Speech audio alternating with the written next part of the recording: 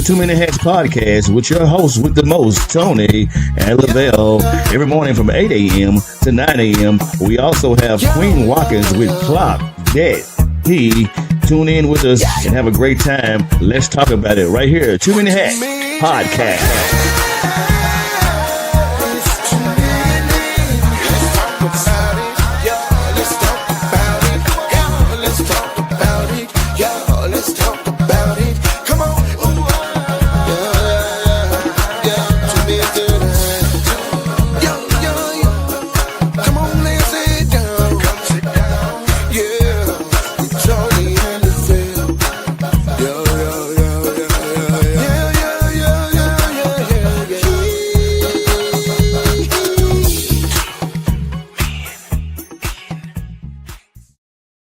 Top of the morning to you, my beautiful people, man. It is a beautiful Friday. It is a beautiful day in the neighborhood, as Mr. Rogers would say, man. It's your host with the most, man, Tony Mays.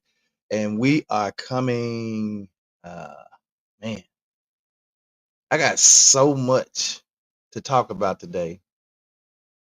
To be honest, I don't even know where to start. I got so much to talk about. And I have no clue really where I want to start. Well, I know I can start. I'm gonna start with some really positive stuff. Let me start with this really positive thing. So shout out, man. I'm gonna start off with a shout out, man. Arkansas makes history with its first ever all-black female fire crew.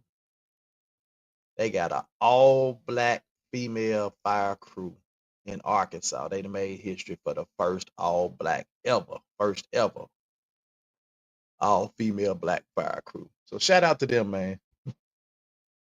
Shout out to them for making history. So that's my little positive for today. Let me shed some, not necessarily shed light on this, but more so awareness. This young lady, Jade McKissick, who's a University of Houston student, Houston Cougars. She was reported missing a few days ago, and sadly, her body has been found. It was found in the bayous down in Houston. And from what I read, this is a serious issue in that area. This is a very serious issue in that area. Supposedly, I don't know how true this is, but I'm gonna have to do the research on this one. But supposedly, there have been over 12 bodies found in the bayous or in that area, and 5 within the last week, including her body. That's a real problem. That's a real problem. If that is true, they say they found over 12 bodies in the bayous or in that area, and 5 in the last week, including hers. That's crazy. So I know if I was a parent, and another thing, I don't know if these bodies are all black people or all females, so I don't know. But I guess that's something that we would need to research as well, whether or not they were all females or all black or just all females, period. Because that would make a little sense too. But I don't know, if I was living in that area or close to the area where the bayous are, I would be very cautious of being around that area. So if you're in Houston and you're around the bayous in that area, just be careful, man. You college students, man. Look, numbers are important, man. If you're gonna be out on a campus walking or off campus walking, just or just off campus period doing stuff, do it in numbers. Do it in numbers. Making sure it's 3 or 4 y'all. The they're less apt to target you if it's more, if it's a bunch of y'all. But if you walking by yourself and they've established a pattern of you walking and being by yourself, they will try you. So be cautious, women. Everybody really when you're out, especially women, but when you're out, just be cautious of your surroundings.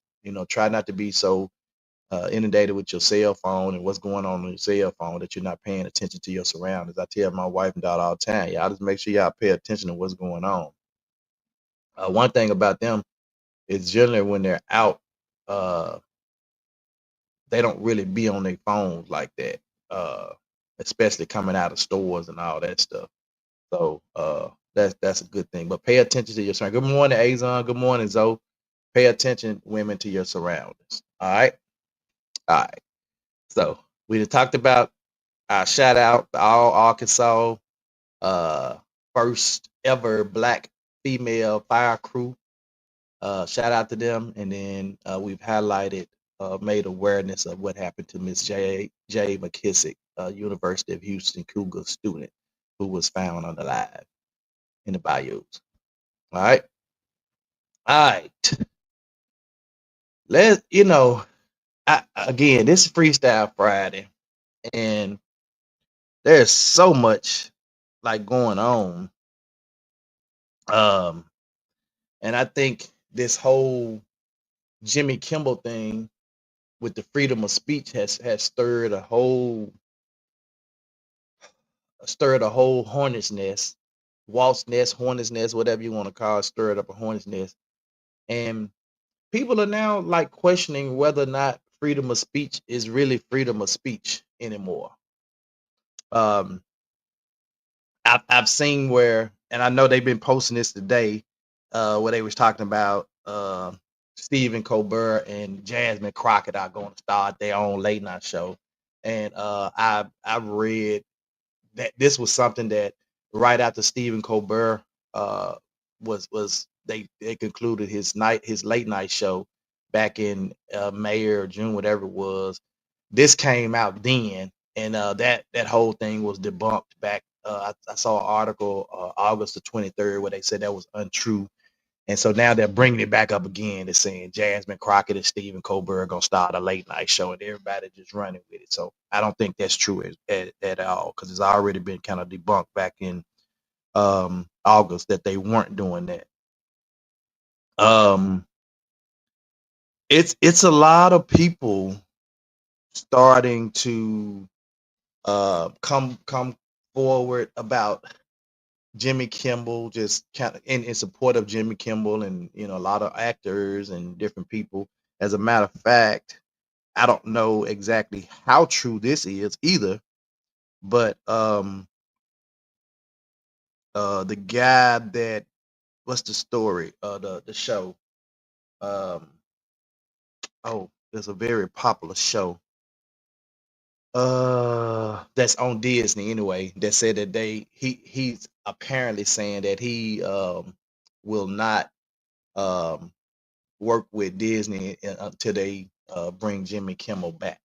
So I don't know how true that is either, but it's just a lot of stuff going on, man, about uh this freedom of speech, and people are stepping out, coming forward, uh, and just kind of talking about, and I want to highlight it today. So I want to kind of bring it to the stage today and kind of talk about uh freedom of speech in the U.S. Constitution, because I guess it's important that we really know what we can and can't do, or can and can't say, as it relates to the freedom of speech, the First Amendment.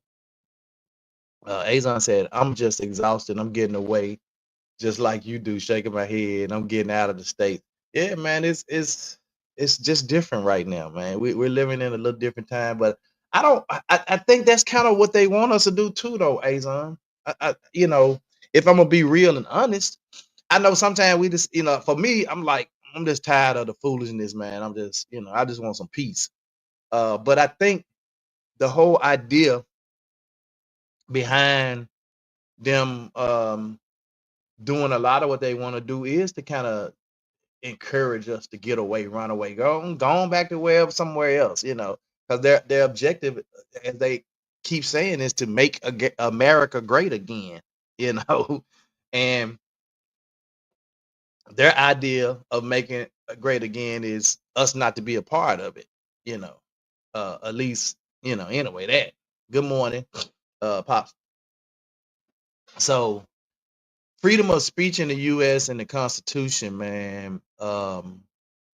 The First Amendment of 1791, Congress shall make no law abridging freedom of speech of the press, protects expression from government censorship. And that's exactly what they just did to Jimmy Kimmel based on what Trump did and said. They basically censored him and shut him up by removing his show from the air.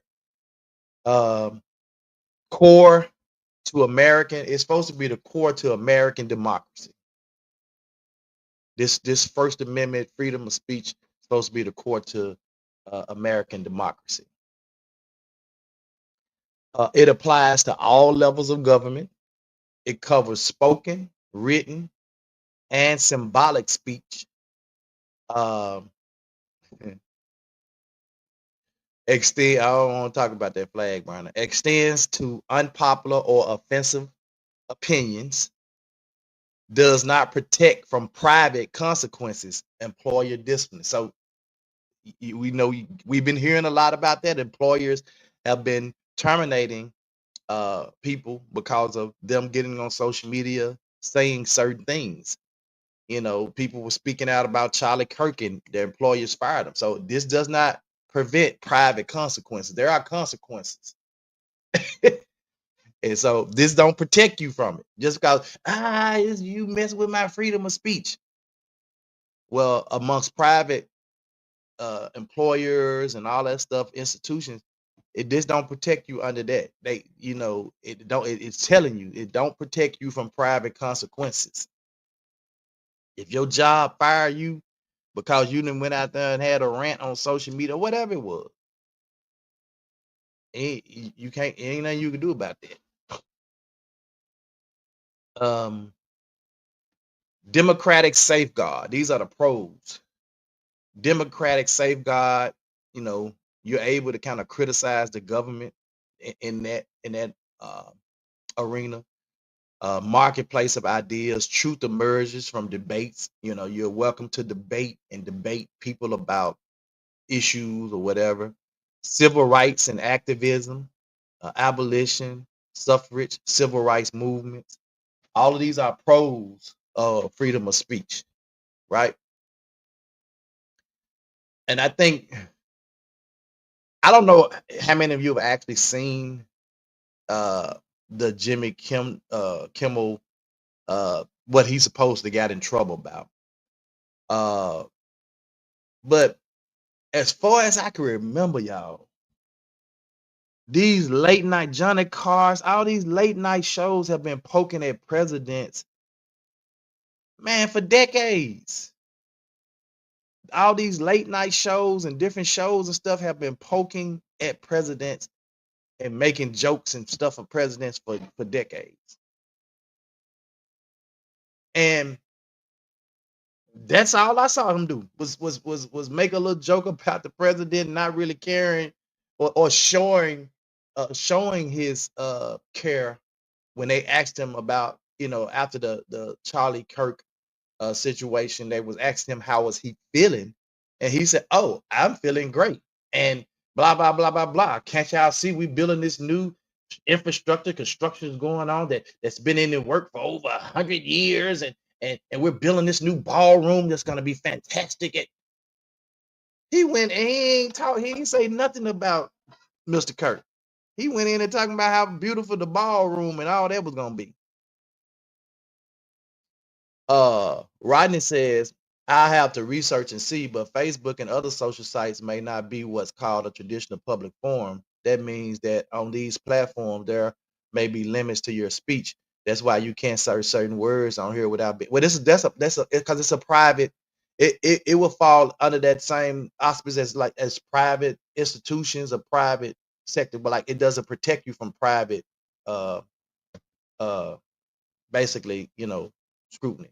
So they Facebook not owned by the government. These social sites are not owned by the government, so they would fall under that. So they can limit you, or certain words you can't say. They block you and all that stuff. Yeah, exactly. There are limits to your speech. That's why you can't say certain words on here without being banned. The FCC regulates the airways in the same way. That's why you can't curse on certain stations. The company you work for can be the same way. Absolutely, absolutely.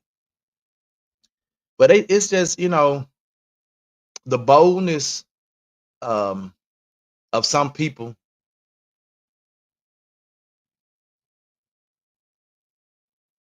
And I like to see. I like to see it. I like to see that happening and him come out positive. But uh, man, these people turn you cook and cancel your shows and do all this other stuff. And I think in the end it'll be a waste of him blowing a whole lot of money on some legal stuff that may not turn out in his favor.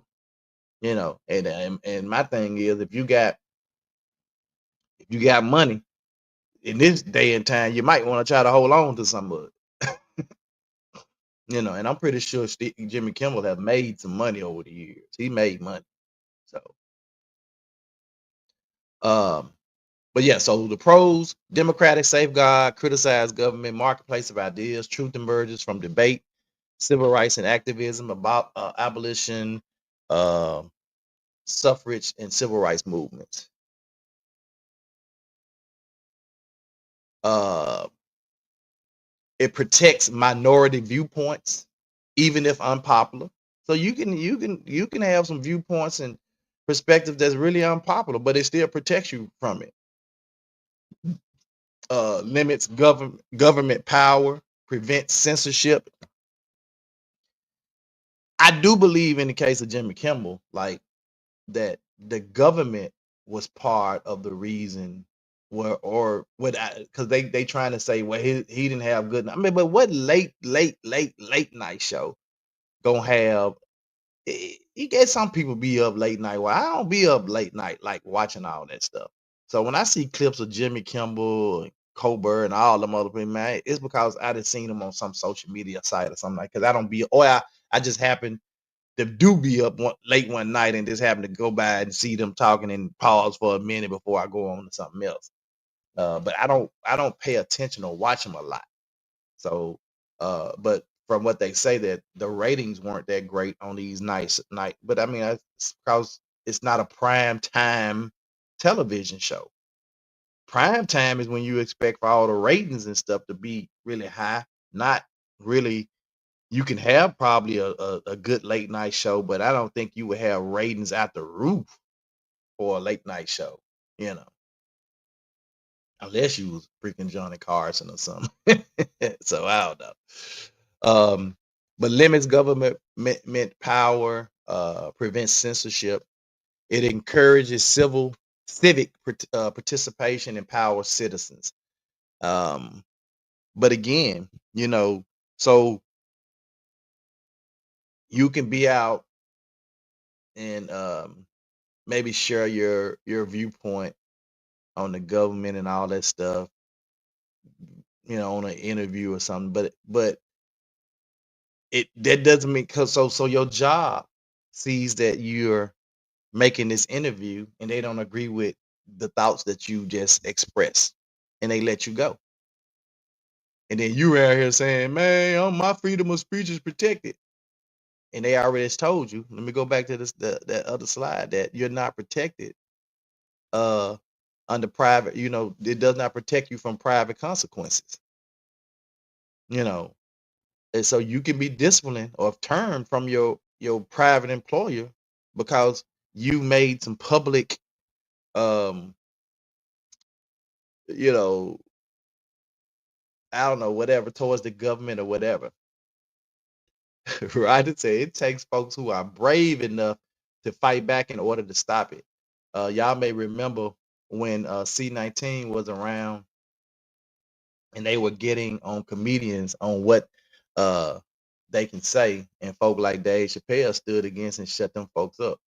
Yeah, and it's like Well, you got to think about even now today, Rodney, that if you say the wrong thing out on social media on TV, they got that thing called a cancel culture, where they just, you know, they cancel you out. A group of people can tell you, and so now you had a lot of comedians that who used to openly make a lot of open jokes and stuff about gays and lesbians and all that stuff, start to kind of watch what they were saying because they didn't want to get the cancel culture put on them and all that stuff. And so, and that was a real thing.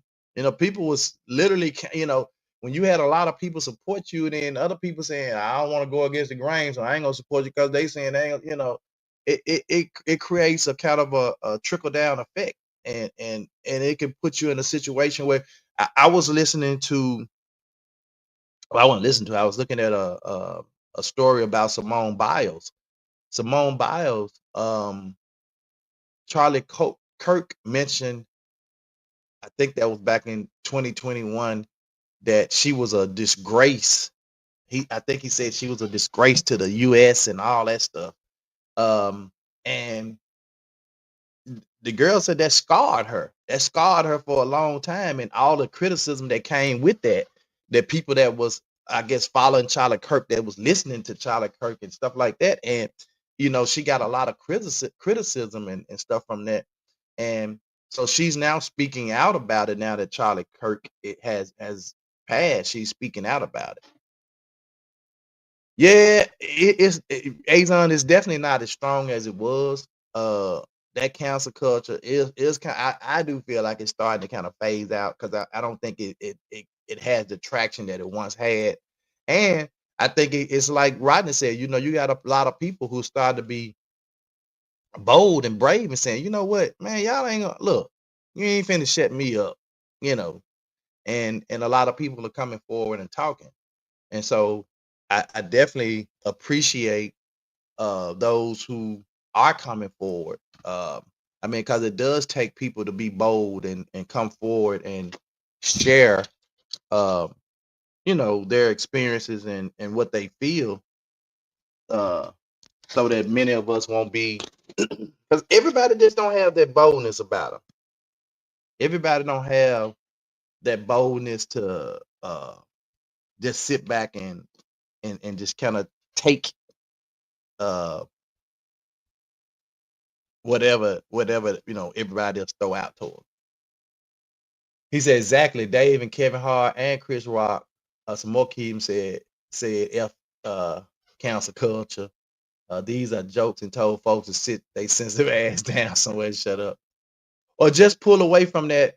A lot of stuff, people don't appreciate things until it's gone. Yeah, yeah, that too.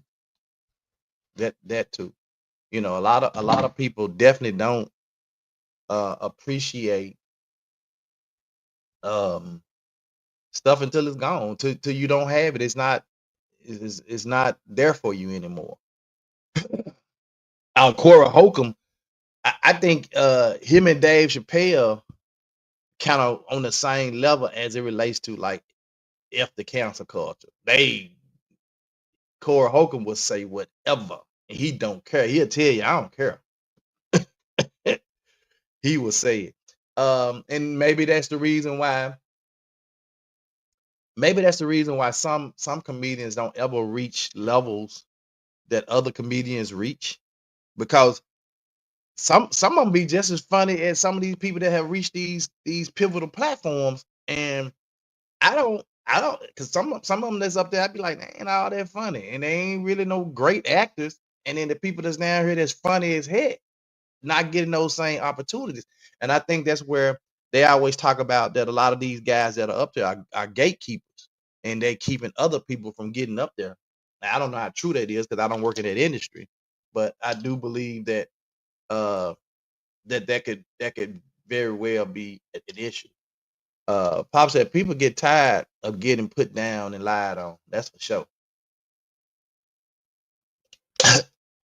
Yeah, Corey Holcomb, he ain't got no filter. He gonna lay it all on the line and put it out there for sure.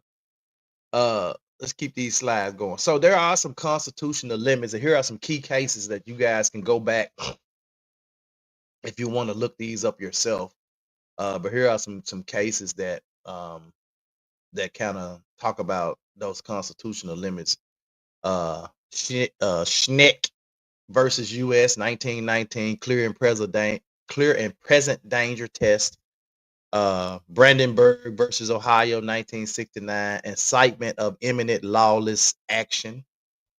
Chaplinsky versus New Hampshire in 1942, fighting words not protected. They were fighting words that weren't protected. New York Times versus the U.S. in 1971, Pentagon Papers, strong protection against prior restraint. So these are some key cases that talk about constitutional limits that you can go back and look up or kind of research and read on yourself. Now here are the cons. We talked about the pros, and here are some of the cons or challenges as it relates to freedom of speech in the First Amendment. Hate speech protection. Most hate speech is protected in the U.S. Dick Gregory did warn us about a lot of this stuff as well as Tupac. Now we're living in it. Hate speech protection. Most hate speech is protected in the U.S. That's a con. Misinformation, false claims spread widely. Social consequences, reputations, and communities can suffer. And I think this is kind of where we're going to now, where I don't even want to dig on the misinformation or the false claims, but the social consequences. You know, people's reputations and communities are really starting to suffer because the First Amendment freedom of speech. Because when somebody speaks out against a person or a community, I mean, you can look at the Charlie Kirk situation, and you had a whole lot of people speaking against him, and a whole lot of people speaking for him. Most of the people speaking for him were people who followed a lot of his or maybe agreed with him, that followed his theology, or his way of debating with people, and felt like, you know, he was a great debater and what he was saying was true. And then some people felt like, you know, he was just, yeah, something else. I'm just gonna put it that way. And I think the part that him always saying that he was a devout Christian and all that stuff um, made some people feel like just because he, you know, always talking about he was a devout Christian and all that stuff, that he was he, you know, I guess could be whatever he was saying could be trusted, or what have you. You know, I don't know. But for me, saying that you're a devout Christian and walking in that is two different things. You can't just speak it, you gotta walk it. What they say, walk it, talk it like you walk it like you talk it. Yeah, you gotta walk it like you talk it. No different than Malcolm or Martin. Yeah. Um, some other cons and challenges. Speech versus security. Wartime, terrorism, classified info, online speech, harmful content amplified, balancing rights, free speech versus safety and equality. He said, an opinion will get you, well, you know. But that's what I'm saying. Like, we shouldn't all be thinking about the same thing or on the same way now. Like, if all of us are on here together right now, and none of us never disagree about nothing, or we don't have a different perception about nothing, then somebody ain't really thinking. there are a lot of times Lavelle and I have been on here and we haven't been in agreement with one another. We weren't in agreement with one another with what we were going on, but we agreed to disagree. That didn't make us, not human or hate each other or cut each other's throat or none of that stuff. We just didn't disagree on the same thing. It's simple as that. And so I think even with the whole Charlie Kirk thing was we don't have to disagree. I mean, agree with everything he did, or we could disagree with everything he said or did. That's okay too. But does it mean I should take his life for that? No. Just I have a difference of opinion in him. He feels one way, I feel this way. And that's okay. I think we take sometimes we take this stuff and we take it to the extreme. If I don't agree with you, Azon, don't mean I got to take you out. If I don't agree with Rodney, there have been times Rodney and I have disagreed. But Rodney ain't showed up at my house with his AR and tried to take me out because we didn't agree. So we have to under powers that be can I don't know the way old shows were back then. I don't know how sensitivity has just ran crazy. Yeah, it's the and then now, but so think about this now with the all these new DEI laws and stuff that have come into play, federal and statewide laws and stuff that have come into play. Now you have to really be careful about how you even present programs and all that stuff that does not have any inclusivity for everybody, does not include everybody. When you start picking on, I'm having this black pep rally, then you have a group that come up with, well, why they this? They having something just for the blacks. No, it has to be open and to everybody now, especially if you're getting any kind of federal dollars on these jobs and stuff. Um,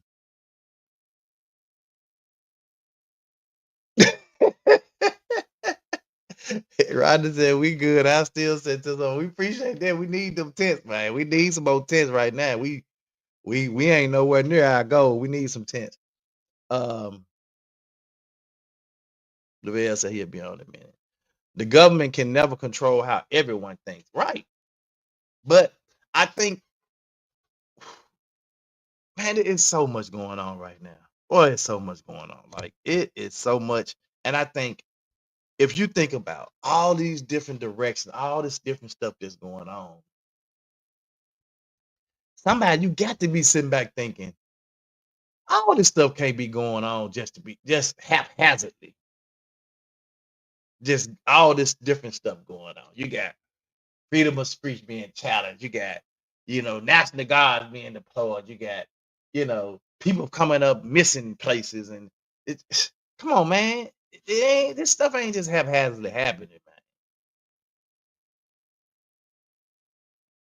There's a bigger, agenda on somebody's desk. Or if it ain't on their desk, it's in yeah. They secretly meeting or something, and they got a big agenda. And if it's to instill fear in some Americans, if it's to run some Americans out of the country, if it's to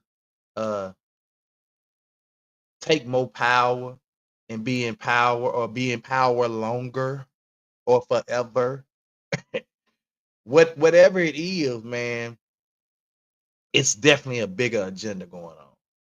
Definitely. He said Red Fox, Archie Bunker, George Jefferson, those three alone had no filters. I know George Jefferson didn't. He did there, boy. Woo. Um,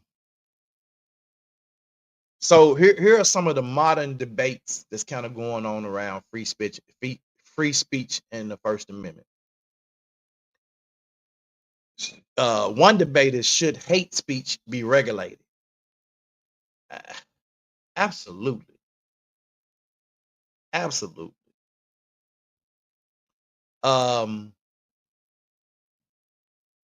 we just got through talking about this, y'all.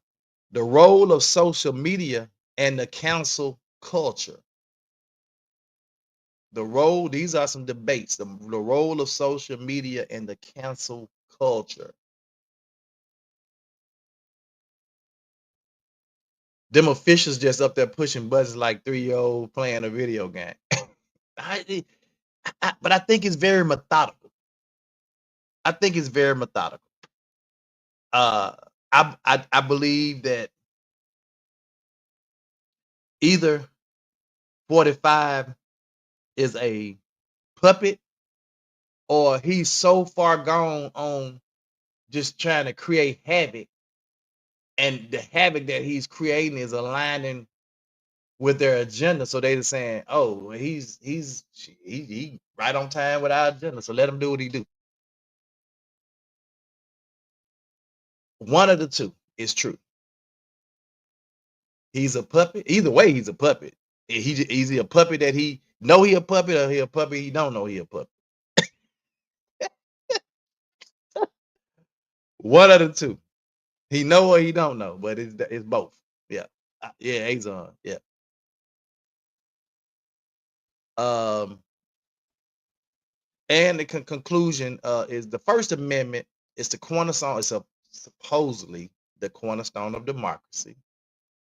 The pros, it protects dissent, it empowers citizens, and it prevents tyranny. Supposedly, the cons can enable harmful, misleading, or divisive speech. Ongoing debate: how far should freedom go? How far should freedom go?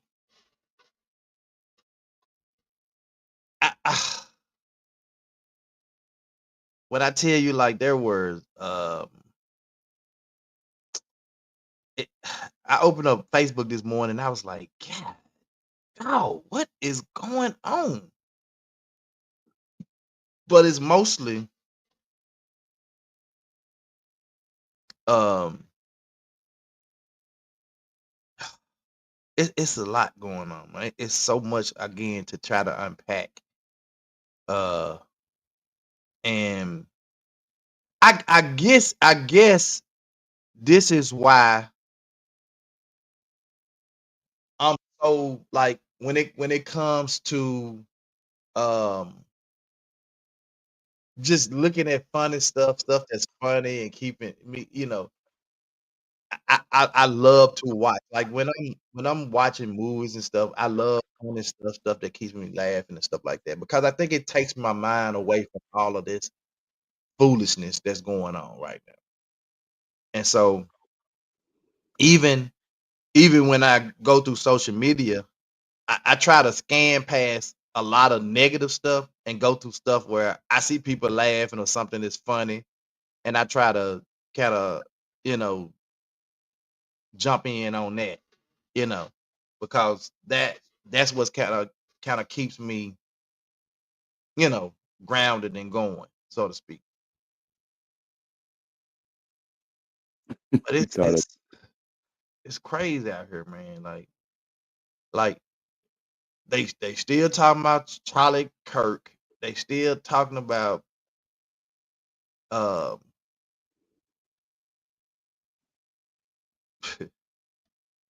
it's crazy. Every person of color left the United States. If every person of color left the United States today, who would they blame then? Make it make sense. Right. I think we should. That would never happen, but I think we should try it and do it. Everybody just leave. But you know what happened? Let me tell you what happened. If all of us stood up and left,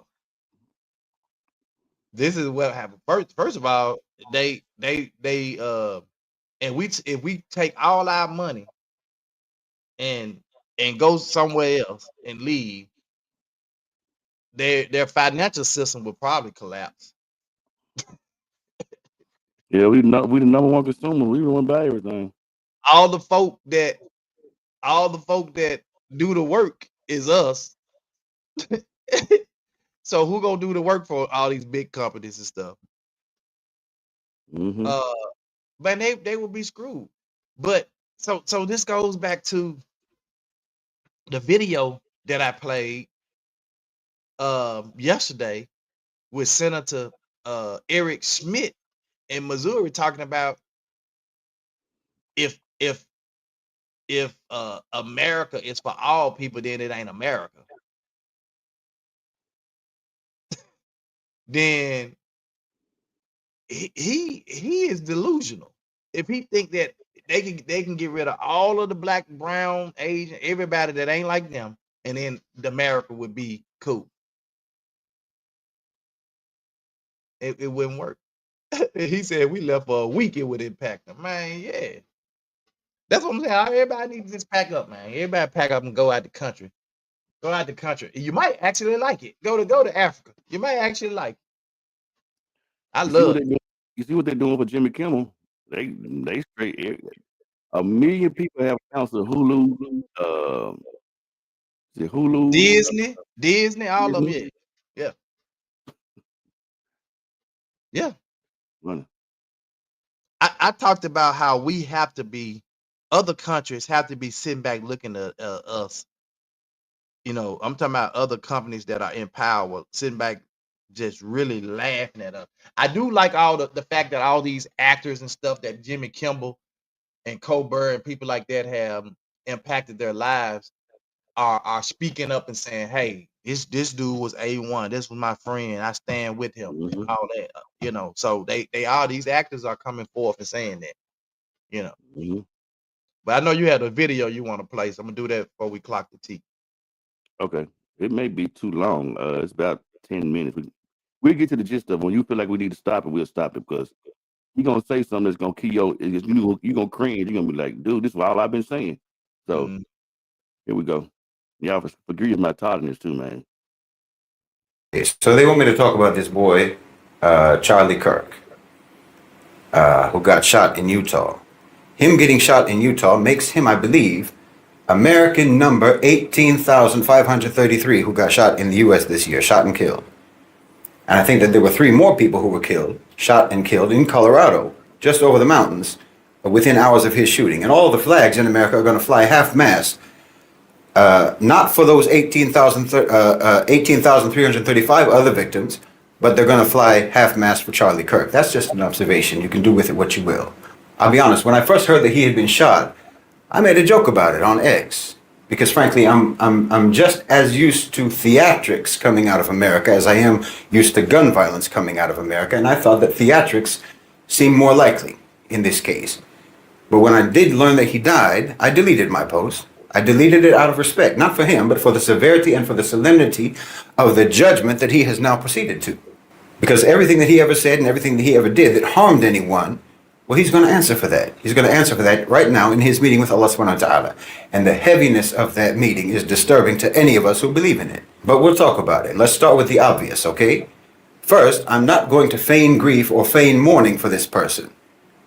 I know that's a hypocrisy that social etiquette demands at a moment like this, but we all know that he would certainly not grieve for us. He certainly would not mourn for us, just as he never grieved and he never mourned for the wanton slaughter of the Palestinians in Gaza. He never grieved for that.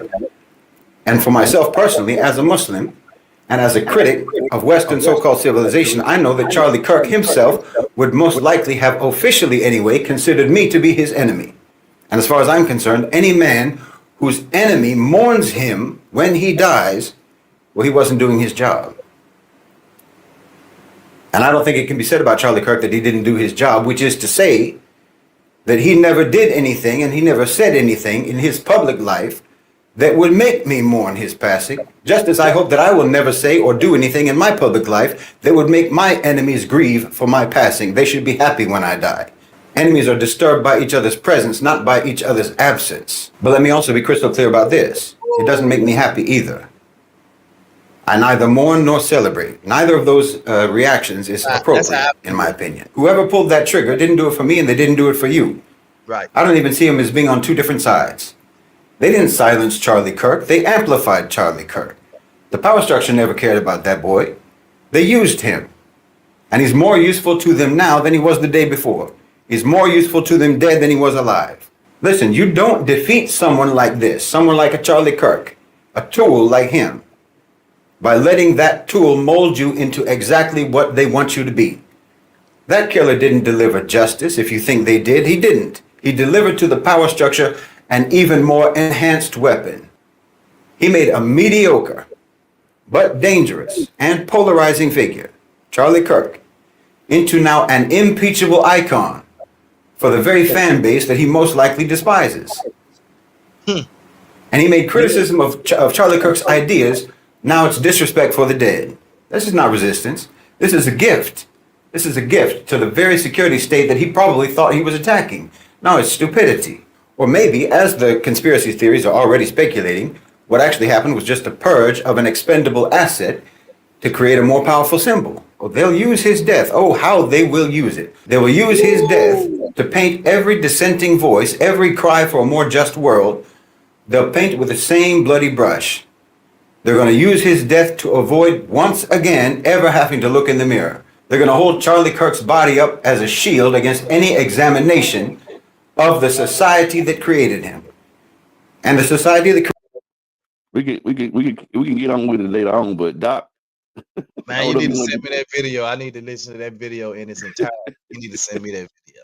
Dude, I have watched that video at least since I saw it. I've watched it at least 10 times because his thought process, his psychic on it, his approach, everything was everything that needed to be said, bro. Period. I like the fact, and then he said that, I neither mourn nor happy. I'm not, happy about it. And that's how I feel. And that's what I said, people. And this dude gonna call me, tell me I was a liar. I'm like, bro, I didn't know the man. I didn't know the man personally. I said I saw a few clips of him. And what I saw, some stuff I agreed with, some stuff I totally didn't agree with. Right. But that didn't make me know him. And that's just like 5 minutes of it. He ain't even through. I know. Let's clock that T, man. If we got some time left, we'll get back into that video. Okay. Good morning. Y'all know what time it is. You know what? I'm gonna say that T, bro. Play that video. I'm gonna say that T Monday. Gotcha. All right, we'll start it back. We'll bring it back. his killer. The society that they made and that they rule. Bring it back, son. Now it's disrespect for the dead. This is not resistance. This is a gift. This is a gift to the very security state that he probably thought he was attacking. Now it's stupidity. Or maybe, as the conspiracy theories are already speculating, what actually happened was just a purge of an expendable asset to create a more powerful symbol. Oh, they'll use his death. Oh, how they will use it. They will use his death to paint every dissenting voice, every cry for a more just world. They'll paint it with the same bloody brush.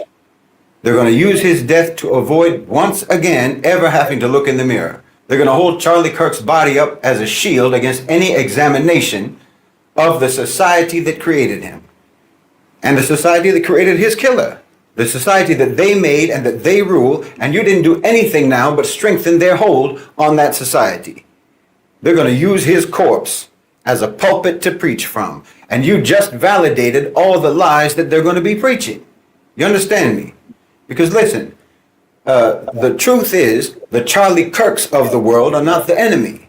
The enemy is the society, it's the system, it's the power structure, it's the so-called civilization that creates boys like Charlie Kirk. I call him a boy because that's what he is to me. I'm 54 years old. That's what he is to me, or that's what he was. And also because he presented a childish, simplistic cartoon portrait of America that only a young boy could ever believe in. He presented an America without complexity, without guilt, without the burden of their terrible history. Well, that's a seductive product. And America has always been an eager market for that sort of a product. He existed because of supply and demand. You demand and the power structure supplies. The killer and the killed are the products of the same sick society. Kirk and his killer, and the other 18,535 victims and their killers. And wallahi, if you don't clock this reality, if you don't understand this reality, and if you let yourself get swept up in all the narratives and all the counter narratives, then you might just end up being like one of them, on one side or the other side of that gun, because the machine is already spinning. The machine, that same machine that Charlie Kirk served so faithfully. They're spinning the narrative now. They're going to label him as a martyr for free speech, a victim of left-wing extremism.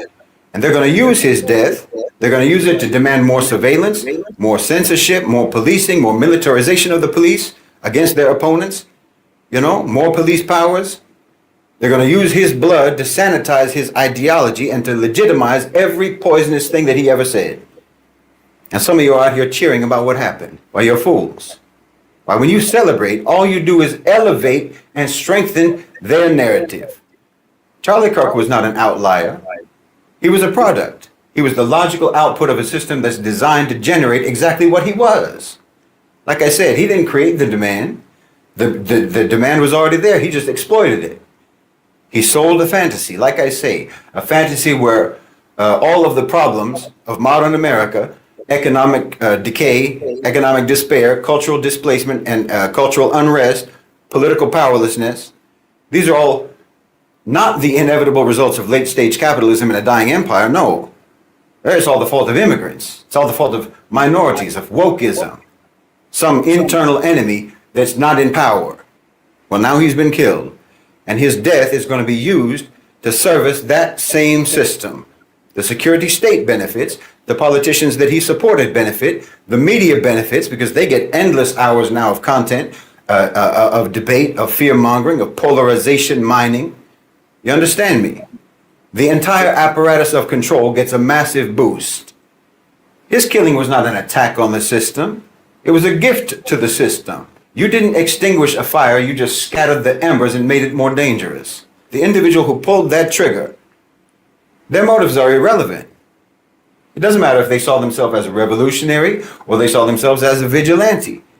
Their actions serve a deeply counter-revolutionary purpose. You understand me? You didn't help Muslims. You didn't help so-called minorities. You didn't help immigrants. You didn't help women. You didn't help anyone. All you did was exactly what they created Charlie Kirk to goad you into doing. Please understand me. You contributed now. Whoever did this contributed to exactly the climate that they created Charlie Kirk to create. No, they're both servants of chaos. The killer and the killed. No, you don't need a bullet. You need a brain. You need a mind that can't be manipulated. You need an inflammable heart. A heart that can stay calm, cool, and collected when everything around you is in flames. That's what you need. And wallahi, you can't let the hatred of a people cause you to act unjustly, or to advocate or to endorse injustice, or to celebrate injustice. Don't let that boy's enmity towards us and ours towards him make you think that his murderer is our ally. No, you don't answer words with bullets. You know, back in the day, back in the time of the Sahaba, when the Muslims would fight against the kuffar. The kuffar, they would bring their drummers and they would bring their singing girls to egg them on. Nobody ever killed them. Well, that's what Charlie Kirk was. You don't win a war by targeting the singing girls and the drummers of your enemy. That's no strategy. I've said many, many times, you have to erect your partitions around your discourse, around your people, around what you let into your mind. Or you're going to lose your focus and you're going to lose your purpose and you're going to get confused and you're going to make bad decisions. You're going to make wrong decisions, unjust decisions, immoral decisions, because you let yourself get provoked. No. For me personally, I didn't care about Charlie Kirk yesterday, the day before, and I don't care about him now. I don't mourn and I don't celebrate. That's strategic indifference. And I don't respect anyone who tries to tell me that I'm supposed to grieve. And I don't respect anyone who tells me that I'm supposed to be happy. What is he to me or me to him? He certainly isn't more important to me than the most likely hundreds of thousands of my brothers and sisters that you cut down in Gaza. You didn't mourn any of them, and I didn't tell you to, because I already know how you are. I already know that your performance of mourning over Charlie Kirk has nothing whatsoever to do with respect for human life. He was just a vessel for an ideology that you hold sacred. And it's an ideology that dehumanizes people. It's an ideology that disregards the sanctity of life. And we've seen that on full display for the last 2 years. So no, obviously not. I'm not the least bit interested in accommodating your weaponization of selective compassion and selective sympathy. Now, if you want to paint my indifference, if you want to spin my indifference as if it is approval of the crime that was committed, well, okay, I already know that you never do anything but lie anyway. And I know that you are from exactly the same manipulated, mutated, mutilated, and maladjusted population that created the demand that the power structure met by giving you Charlie Kirk and that gave you his killer.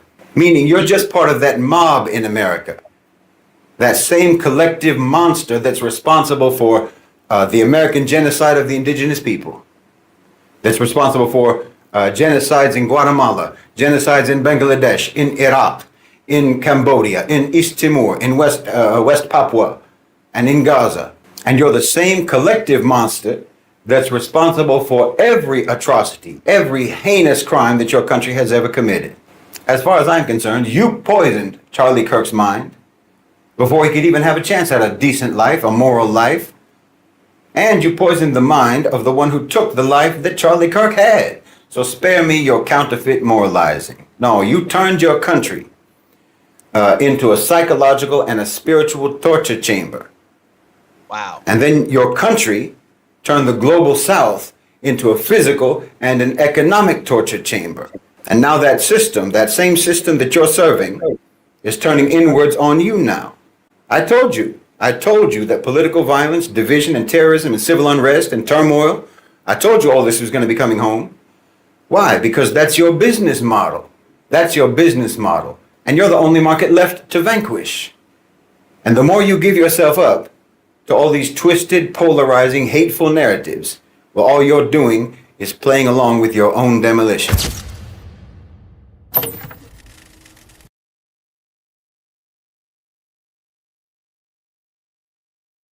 My God. My God. My God.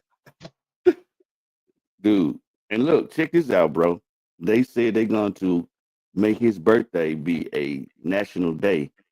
But look how profound God is. Guess whose birthday on this same day? Hmm. George Floyd. Mm. And you know, he always talked about George Floyd. You did this for George Floyd and da da da. He always mentioned George Floyd when in the few clips I've seen. And Orange Man is so dumb. He almost kind of gave away that they had something to do with this when he finally made a statement about Charlie Kirk. He said, "I had told Charlie one day I think you had a shot to become president." Come president. Yep. Come Yep. on, bro. I heard him say that. And I said, whoa. You Come just on, gave Doc. motive. Look, you just Come gave on. motive. Come on, Doc. You just gave motive. Especially since everybody know that your objective is to be president forever. I rest my case. Ooh wee. All right, y'all. We got to get out of here. We got to get out of here, man. I got some good news, man, but I'm trying to hold it, man. I gotta hold it right now because I can't just say it yet. But I got some good news that I'm gonna share with y'all when the proper time comes. Good deal. Yep. Come on, pray us out, bro, so we can get out of here. All right.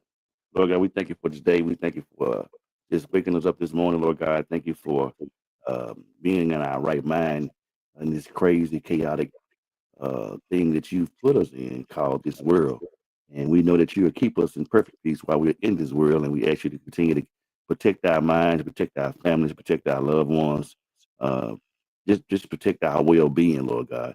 Lord God, we just thank you for just um, everything you have blessed us with, and you have governed to keep us to do and to be. And we actually continue to just touch Tony family, my family, Queen family, every family that's represented, Lord God. And Lord God, we ask you to continue to look down on Memphis and all those cities who are being um, invaded, if you will, with power structure, and that everything will turn out okay and nobody will be harmed. And Lord God, we know that you can do anything and everything but fail. And we ask you to do this all in your dollar son Jesus' name, and we said amen. Amen. Again, man, I uh